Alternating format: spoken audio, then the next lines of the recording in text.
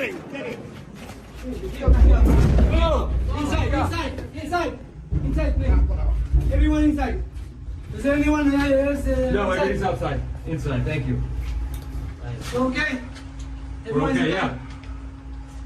This is all incredibly dangerous. What are you feeling like in a moment like that?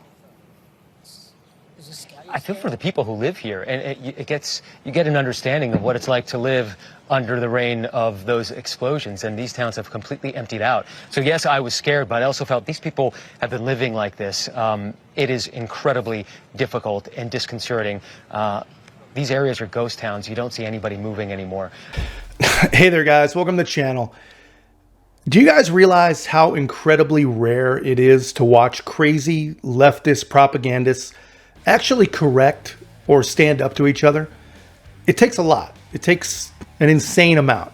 And we're seeing quite a lot of that insane amount right now. We're actually seeing American citizens, American politicians, and American propagandists like the folks on The View try to apologize for, try to explain, try to minimize, even try to justify the terrorist acts against Israeli citizens. And The View, they actually weighed in. And to her credit, Joy Behar, look, she actually, for the first time, I think, realizes that she's surrounded by bloodthirsty, partisan anti-Semites on her show.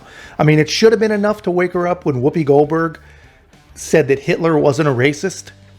But I guess sometimes it just takes, sitting next to someone who celebrates the murder of someone like you to really wake you up. So it starts with Sunny talking to a reporter on site in Israel, surrounded by carnage, as she tries to trick him into blaming Israel. And take a look at this, guys. But before we do, thanks to every one of you that's been subscribing and leaving such great comments. Really appreciate the support. Having a lot of fun building our community. If you haven't already, please help us continue to grow. Like, comment, subscribe. Most importantly, share the channel. Check this out. James, this was a highly coordinated and wide-scale attack by Hamas. What do we know about the timing of this, and what was the impetus for this to happen now? If you don't actually speak propagandists, what she was asking was, what made these peaceful, oppressed, and struggling people in the Gaza Strip stand up and commit these acts of terror? And, I realize that Sunny, she's never made herself aware of anything that may actually challenge her worldview. But, the charter of Hamas literally says the complete destruction of Israel as an essential condition for the liberation of Palestine and the establishment of a theocratic state based on Islamic law. So I'm going to go out on a limb and say that maybe the impetus, as she put it, is probably somewhere along the lines of that. Get out, which there isn't really anywhere to go. But their people say, don't panic, stay right here, because they use them as shields and then toy with the international conversation about this. And they are a terrorist organization that has brutally committed war crimes. They are dragging people through the streets. They've raped, they've pillaged, they continue to. And they're threatening now for any response from Israel to kill and broadcast the killing of all the hostages. I think, for me, I'm not a geopolitical expert or anything like that. I've said many times my grandfather is Jewish, and so my family has been roiling about this.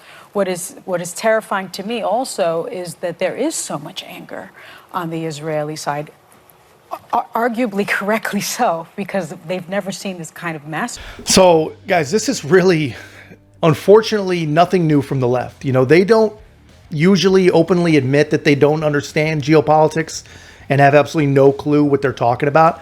So at least there's that. I mean, she's got that going. I wish she would have stopped her statement at that instead of actually opining on geopolitics and things she doesn't know what she's talking about. But guys, these same people that admittedly have no clue, for some reason in their own minds, they need to find a way to blame Israel for somehow causing these things. And here's a really simple way to explain exactly what is happening and what has been going on for generations and generations. And I'm curious to hear in the comments if you guys think I'm correct on this or if I'm way off. But a really, really simple way to put it is to say that I've heard this quote: if Israel was to lay down their weapons, they'd be extinct in a week. But if Hamas laid down their weapons, there may actually be peace in the region. Now, I understand, I recognize that's simplistic, but it's a lot closer to true than it is to false. Department sanctioned terrorist organization. They are part of the unity government in Palestine. Right. They victimize the Palestinian people. The way for a free Palestine is to get the hell rid of Hamas. And by the way, this attack was able to happen because it was backed by Iranian operatives who were funding it and giving them the weaponry. Where $6 billion. Did Hamas really think that the Israelis would not go back at them? No, they knew. Wait a second. This business of the Palestinians, our heart goes out to all innocent civilians. Yes, absolutely. But the Israelis will warn them, we're coming in. Yes. This group did not warn them. They killed teenagers, kids who were just out like our kids could be at a rock concert. They kidnapped infants. I believe they kidnapped 3 children from one family. These are monstrous people, the Hamas people. They don't care about their own lives, and they don't care about other lives. They do not care about anybody's life except power.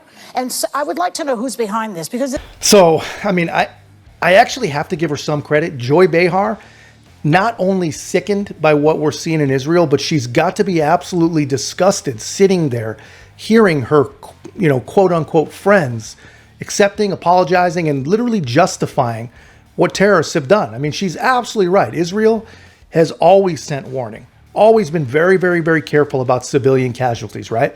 1, because it's the right thing to do, but 2, because they know that literally everything they do to defend and protect their own right to live and survive is going to get turned around by the anti-Semitic socialists around the world and used as some sort of propaganda tool against them. They know this. We all know this. And this, unfortunately, also is nothing new at all. And I really, as much as I try, I don't understand it. How do these people reconcile in their own minds that they are playing apologist for murdering terrorists? I just don't get it.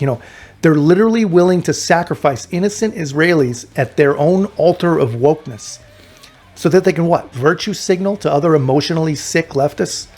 It makes no sense to me. So kudos finally to Joy Behar for standing up and putting Sunny in her place. I mean, just look at Sunny's face right here, man. She does not like having her worldview challenged live on TV. But anyway, guys, that's just my take. Let me know yours in the comments, and don't forget to like, comment, subscribe. Most importantly, share the channel, and we'll see you in the next one.